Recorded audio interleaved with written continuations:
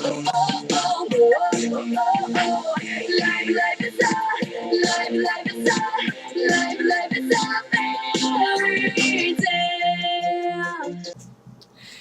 everyone, you're watching the Esperanza 243. This is book reading part 18. I lost track for a moment.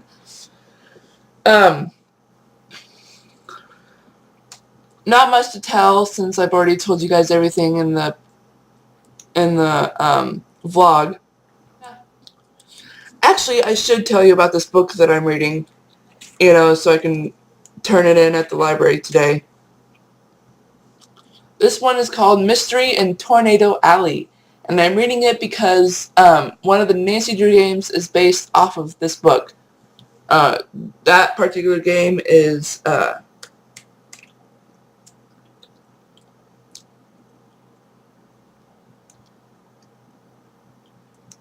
I know the acronym is TOT. I remember Trail of the Twister. The game is really fun. Right now in the book I am at chapter 2. So far it's pretty good. Not what I expected though, which is expected because every time I read a book that the game is based off of, the game has very few characters. They always make sure there are very little amount of characters, which is kind of sad, but at least they limit of how many characters they can have in the game, because otherwise sticking to the exact book would be kind of hard to do. Anyways, I think at the part of the book, let's do a quick recap. I think at the part of the book we stopped at was Caprice having a sword fight. Dun dun dun dun! So at where we stopped was when the man cut her dress short, like above the knees. Or no, not above the knees, around, just, in the general area of the knees. He didn't exactly cut her legs off, if that's what you're wondering. And, oh yeah, this is when the sword fight starts. That is when the sword fight starts, because the man realizes that she doesn't know about the balancing of the sword.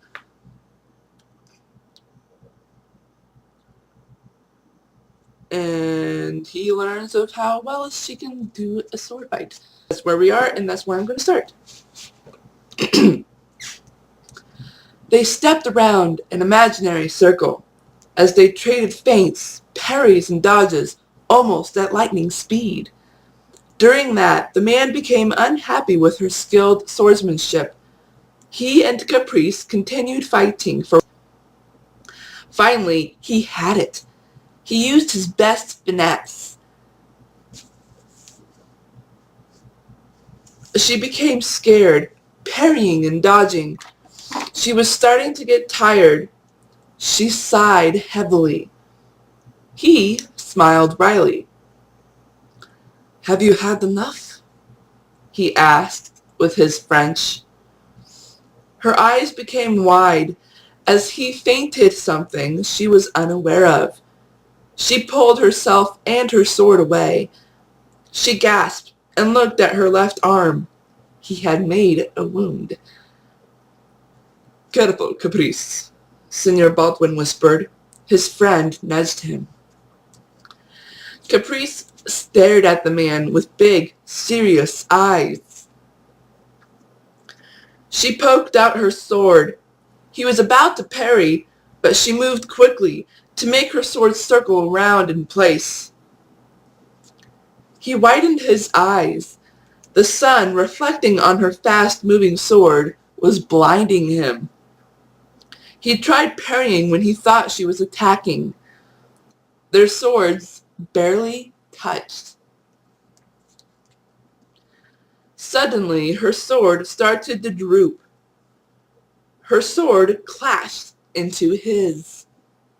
He slid his sword against hers and then attacked. He swiftly moved it toward her left and quickly to the right. She counteracted but failed. Once again, he swiftly moved his sword with a thrust, flew behind her. He pointed his sword in front of her face. She gasped at the fast movement and shivered. "S'il vous plaît," she whispered. He looked at her in admiration. She became confused. Senor Baldwin stealthily and quickly moved against the wall in front of the dumpster. His friend gasped at his sudden movement. He continued going stealthily toward the front of the wagon as the man tried to converse with Caprice. Their entire conversation was spoken in French. "You have great swordsmanship for a young lady your age," he said. "Merci," she responded with a straight face.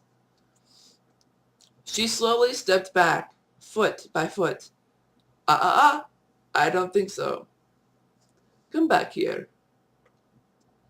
She sighed and walked toward him. Caprice stopped about 2 feet away. "Come closer." She hesitated. He raised his brows, giving her a look that could be somewhat trusted. She took a step forward. Then the man thought for a moment. "Now, how did that man do it?" he thought. Let us be forward this time. Let us be forward this time."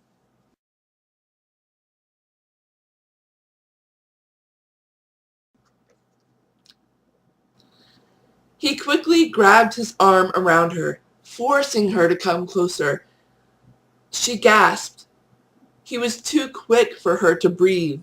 He suddenly kissed her on the lips, but he was persistent. The man went from passionate and forceful to gentle and caring. Her heart started pounding. Her hands were in the air, away from him. She started breathing heavily through her nose. Suddenly, there was a noise further down the alley, closer to the empty building. It was Senor Baldwin's friend. She had banged against the wooden dumpster. They became startled, looking in that direction. Senor Baldwin was really close, by the horses of the man's wagon.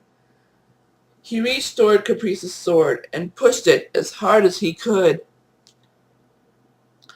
The sword slid and gently touched the back of her foot. She felt something touching her and looked behind herself at the ground. Her eyes widened at the sword. The man was still looking toward the dumpster. She swiftly grabbed her sword and dug its sharp tip gently into the man's chest. His eyes widened. He looked at her. "I guess you do have friends," he whispered in French. She realized what he meant by that as her eyes widened. She eyed the dumpster and the wagon. He glared at her. "Be careful, Your Highness. I am sure you have other enemies, huh?" She clenched her jaw. The next second, she scratched both of his arms. He cried. She stared at him. "If I ever rule, I shall be certain to stop kidnappers like yourself," she hissed at him, speaking French. She walked backward toward the wagon, picked up her dagger, and placed her sword she got in the side rip of the wagon. Then she ran off back to the hotel. Signor Baldwin's friend peered over the dumpster in search of him. The signor saw her and motioned her to follow. She nodded. She hastened through the empty building and met him at an entrance of the alley. I never thought Caprice would be quick with the sword. I agree, he said, rubbing his chin. She looked at him. You better not get the idea of training her with swords, she whispered. He gave her a startled look. I know that look you had a moment ago. I could help her get more experience, at least until she inherits the throne of Menavia, he whispered to her. Her eyes widened with shock. What was that? The signora looked around with wide eyes. Let's talk about this at my house. I cannot be saying any of this in public, he whispered. He lightly grabbed her elbow and took her with him. I'm going to stop for a moment because my throat is...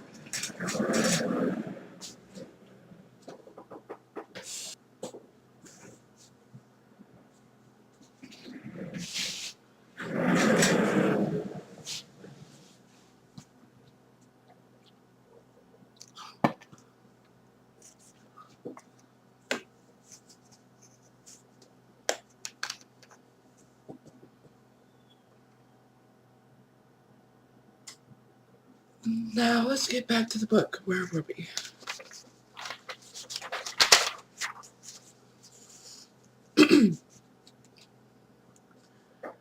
There became a knock at the front. What? Okay.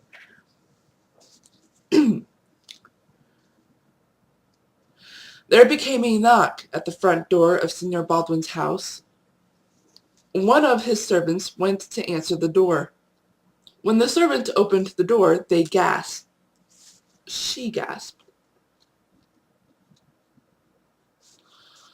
Miss Caprice, what an honor to see you again. Caprice nodded politely.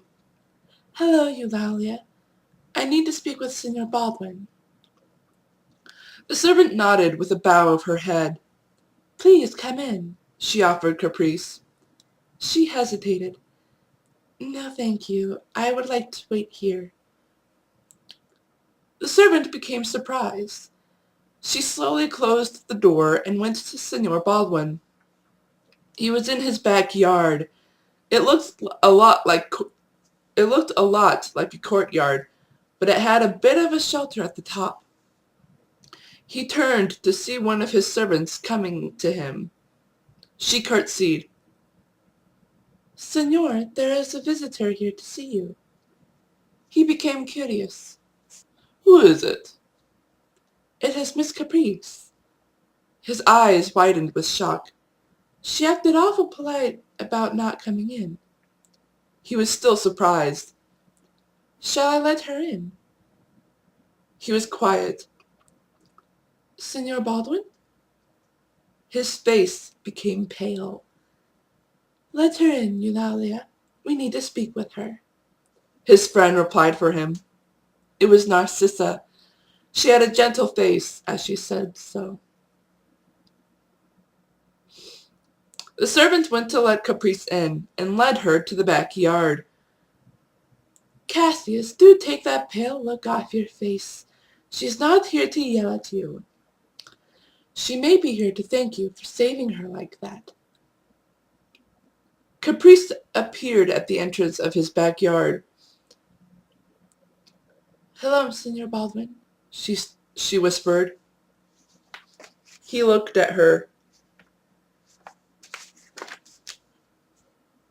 His face wasn't pale anymore, but he was still surprised. Hello, Miss Caprice, Narcissa greeted. She eyed the signor. I think Cassius is a bit surprised that you are back. What made you decide to come? This afternoon, I was almost kidnapped. I believe you were there to help me. She looked at Narcissa and then Senor Baldwin.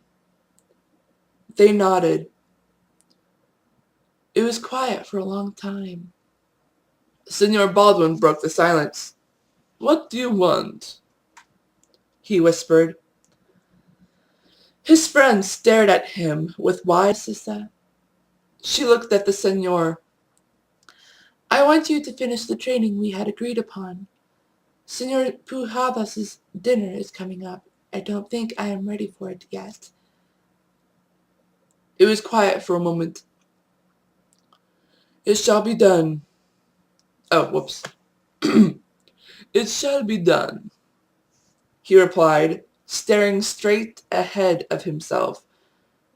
He looked at Caprice with a straight face. I shall like to add some swordplay in the spare time of our training. Caprice hesitated at the surprising command. Please do so, Your Highness. You are very good, but there are things that could be improved. Caprice looked blankly at her and then looked down.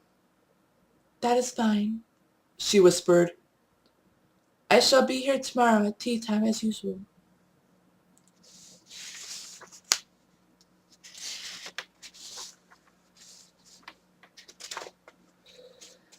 For the next 3 days, she and Senor Baldwin worked hard.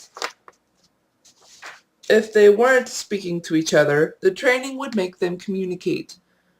2 to 3 hours they would dedicate their time to train for the dinner. After that, he would train her for an additional hour with swordplay. The swordplay was more like a fight. Caprice kept expressing her anger and hatred through it. At some point, he told her to keep her emotions out of sword battles.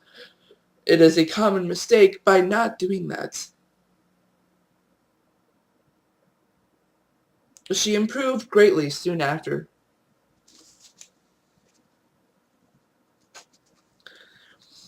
On the day of the dinner, after a shortened training session, she took her courage and decided to confront the senor. He looked at her with sincerity as she walked up to him. I want to know. He gave her a look, waiting for her to continue. Why did you want to train me in the first place? He hesitated. I want the truth. He sighed. I wanted you to be ready when we need you. What were the contents in that envelope? She became sad, remembering her mother-in-law. Senor Baldwin became sad as well. He walked to a desk that was in the room. He pulled out a drawer and took out the envelope. He came to Caprice. She looked at the envelope as he handed it to her. She wrapped her fingers around it. It would be best if you read it yourself, he told her hoarsely. Inside, he felt hollow. The senor didn't want to do what was happening. He thought he had no choice. Caprice. What is this? He looked at her. It is the royal seal of Menavia, he replied matter-of-factly. She nervously sighed. Slowly, she opened it and read one of the letters. It was from Senor Chevalier. She became shocked. And that's where I'm going to stop. I hope you enjoyed listening to that. It's actually kind of one of my favorite scenes because I finally get to use my watching movie experience to put sword fighting into this. I kind of got some of the stuff from not just researching, but The Princess Bride.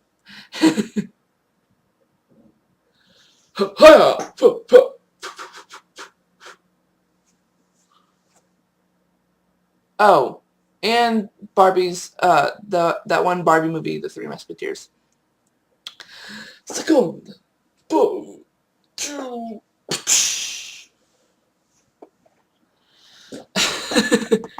Anywho. I will see you guys later. I do have a lot to do today. Not to mention clean up that little corner so my dad can, bring the bookcase.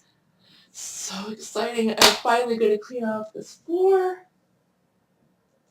Get rid of some boxes. This is going to be awesome. Alright, this is DS Bronze 243 signing off.